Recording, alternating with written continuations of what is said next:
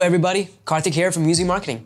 Glad to be back on another video. Now, I want to talk to you about something. This is really interesting, right? This is an interesting topic. You have to figure out a way to hack your subconscious mind. And have you ever heard the saying that a human being usually only uses about 5 to 10 to 15, 20, depending on the source you hear, they say that you only use up to 20% of your brain at a time. That's a lot of the brain that's not being used. Think about all that extra brain power that you have, that you're capable of, that you're not using.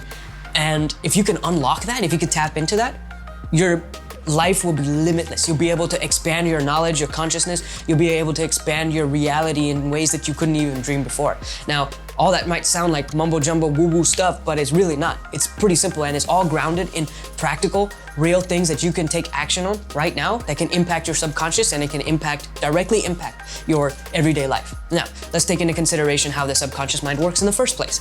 First of all, we have to understand how this thing works. The subconscious, from my experience and my understanding and my research, are actually the subconscious is separate from the conscious mind. It actually acts almost like two separate entities. The person on this camera screen right now and on your screen right now talking is my conscious. I am conscious of what I am saying. I am conscious of what I am informing to you, and you are conscious while listening to what I'm saying. Now, my subconscious is the one that's feeding these words into my mind, because the subconscious has grown and been shaped by all my history, all my events, experiences, beliefs, all that stuff that I've been indoctrinated with as a child. All that goes to shaping who I am today, and that is being programmed on a subconscious level. So let's take the assumption that the subconscious is separate from the conscious. So when you use the conscious mind on a daily basis to think about stuff, then you are using this part. But the subconscious is the 80%. Or if we take the figure of you use 20% of your brain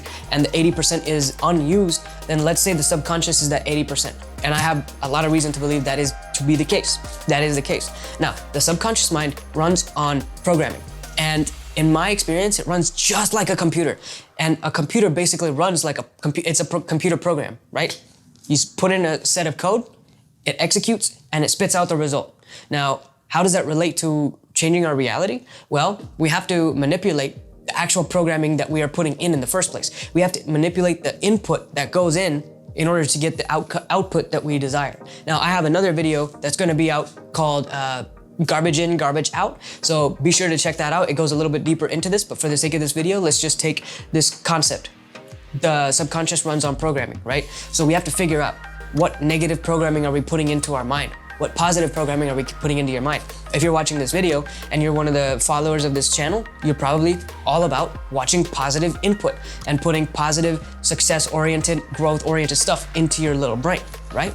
So kudos to you. If you're here watching this video and that's who you are and that's what you do, welcome. I mean, you're the type of people that this video is geared towards.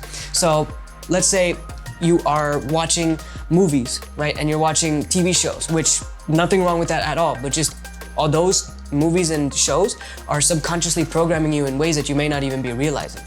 And let's say, for instance, when you grew up, even to this day, all of your experiences, including your traumas, all your experiences, including negative experiences, positive experiences, all that is literally programming your subconscious.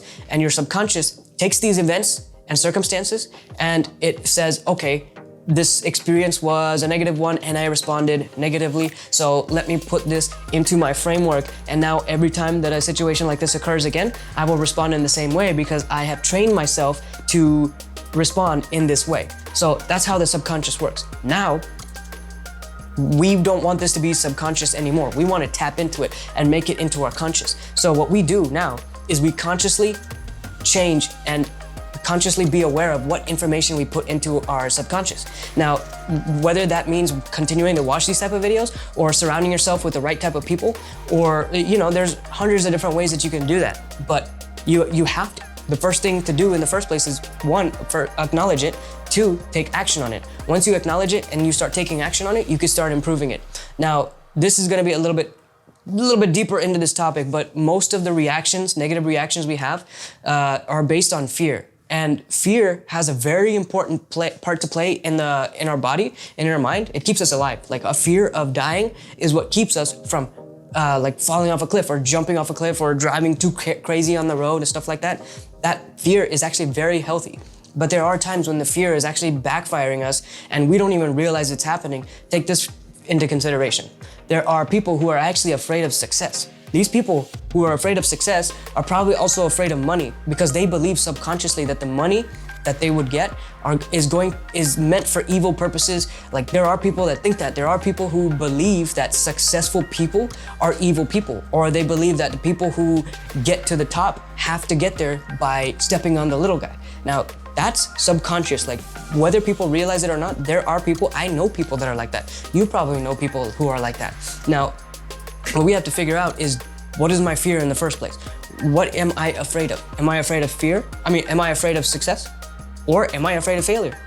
You could be both. If you're afraid of success and you're afraid of failure, then you're right in the middle. You're in a standstill and you're in a permanent stalemate until you figure it out.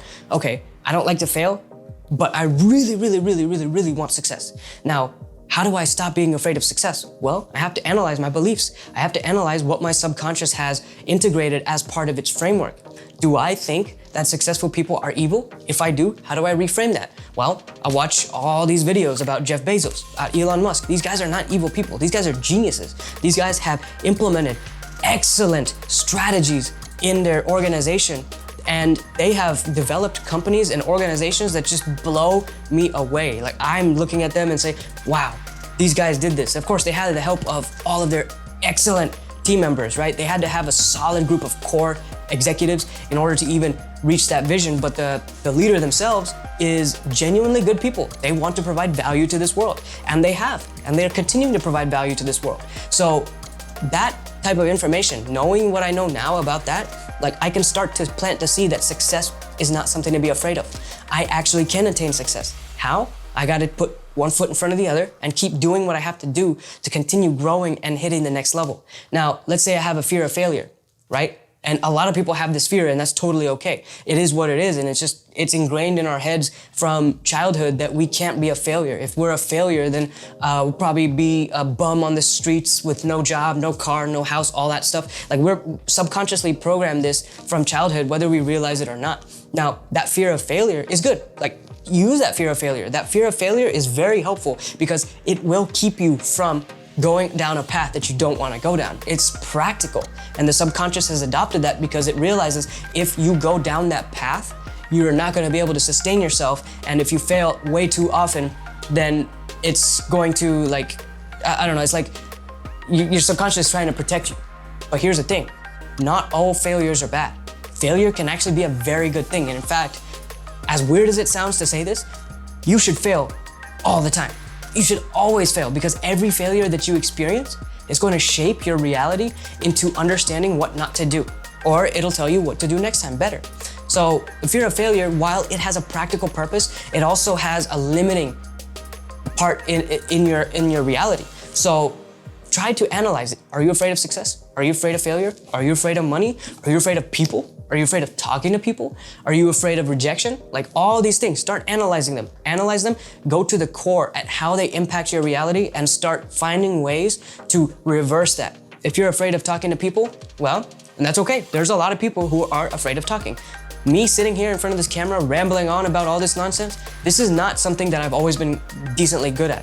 Now, I feel like I can just get on the camera and ramble and talk all this nonsense, and some people might enjoy it, some people might not, and I probably am rambling.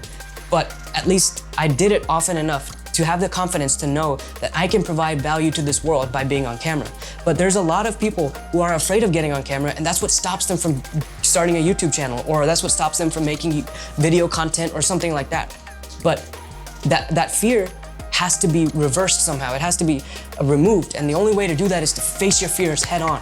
Analyze it. What's the driving factor behind that? A lot of the time, it's a fear of being judged. If you're afraid of talking to people, or you're afraid of talking on the camera, there's some level of fear of being judged somewhere in there somewhere. And if you start analyzing it, start understanding, okay, now I figured out that I'm afraid of being judged. Well, who cares? Think about this. If you saw a YouTube channel, you saw a guy talking on the video, and you're like, oh wow, that guy is stupid.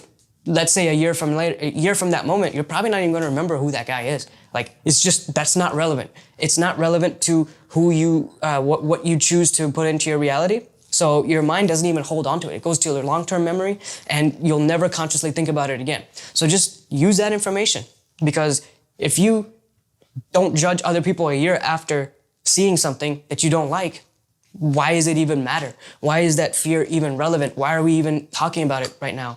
So that's what I highly implore and suggest all of you guys to do, is take a look at your fears. Take a look at what you're shameful about or what you're ashamed of, and take a look at what you're guilty, what you feel like some level of guilt about, because those things can override your subconscious programming, and it can literally hack those parts of your life. And once you overcome those levels of crippling fears, guilt, shame, all that stuff, then you can watch your reality start to unfold in front of you. Things will start to change because you have permanently started overriding the programming that your subconscious is running on at that point in time. So that's about it for this video, guys. Thank you so much for watching. If you made it all the way to the end, you are awesome.